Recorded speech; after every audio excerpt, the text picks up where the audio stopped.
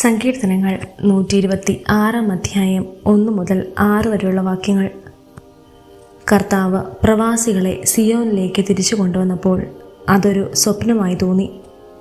അന്ന് ഞങ്ങൾ പൊട്ടിച്ചിരിച്ചു, ഞങ്ങളുടെ നാവ് ആനന്ദതാരവം മുഴക്കി. കർത്താവ് അവരുടെ ഇടയിൽ വൻ കാര്യങ്ങൾ ചെയ്തിരിക്കുന്നുവെന്ന് ജനത്തിൻ്റെ ഇടയിൽ പ്രഘോഷിക്കപ്പെട്ടു. കർത്താവ് ഞങ്ങൾക്ക് വേണ്ടി വൻ കാര്യങ്ങൾ ചെയ്തിരിക്കുന്നു, ഞങ്ങൾ സന്തോഷിക്കുന്നു.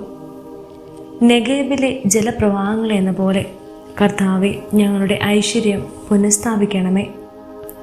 കണ്ണീരോടെ വേദിക്കുന്നവൻ ആനന്ദത്തോടെ കൊയ്യട്ടെ. വിത്ത് ചുമന്നുകൊണ്ട് വിലാപത്തോടെ വിതയ്ക്കുന്നവൻ പോകുന്നവൻ കറ്റ ചുമന്നുകൊണ്ട് ആഹ്ലാദത്തോടെ വീട്ടിലേക്ക് മടങ്ങും. സങ്കീർത്തനങ്ങൾ 127 അധ്യായം 1 മുതൽ 5 വരെയുള്ള വാക്യങ്ങൾ. കർത്താവ് വീട് പണിയുന്നില്ലെങ്കിൽ പണിക്കാരുടെ അധ്വാനം വ്യർത്ഥമാണ്. കർത്താവ് നഗരം കാക്കുന്നില്ലെങ്കിൽ കാവൽക്കാർ ഉണർന്നിരിക്കുന്നതും വ്യർത്ഥം. അതിരാവിലെ എഴുന്നേൽക്കുന്നതും വളരെ വൈകി കിടക്കാനും പോകുന്നതും കഠിന പ്രയത്നം ചെയ്ത് ഉപജീവിക്കുന്നതും വ്യർത്ഥമാണ്. തൻ്റെ പ്രിയപ്പെട്ടവർ ഉറങ്ങുമ്പോൾ കർത്താവ് അവർക്ക് വേണ്ടത് നൽകുന്നു.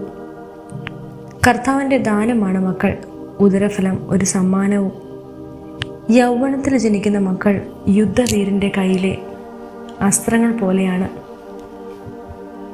അവ കൊണ്ട് നാഴി നിറയ്ക്കുന്നവൻ ഭാഗ്യവാൻ. നഗര കവാടത്തെങ്കിൽ വെച്ച് ശത്രുക്കളെ നേരിടുമ്പോൾ അവന് ലജ്ജിക്കേണ്ടി വരികയില്ല.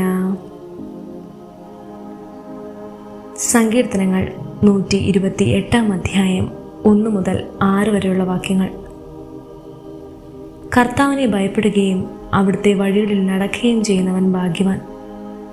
നിന്റെ അധ്വാനഫലം നീ അനുഭവിക്കും, നീ സന്തുഷ്ടനായിരിക്കും, നിനക്ക് നന്മ വരും. നിന്റെ ഭാര്യ ഭവനത്തിൽ ഫലസമൃദ്ധമായ മുന്തിരി പോലെയായിരിക്കും. നിന്റെ മക്കൾ നിന്റെ മേശയ്ക്ക് ചുറ്റും ഒലിവതൈകൾ പോലെയും. കർത്താവിൻ്റെ ഭക്തൻ ഇപ്രകാരം അനുഗ്രഹീതനാകും.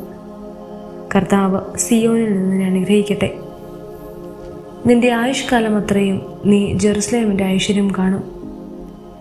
മക്കളുടെ മക്കളെ കാണാൻ നിനക്ക് ഇടവരട്ടെ. ഇസ്രായേലിന് സമാധാനമുണ്ടാകട്ടെ.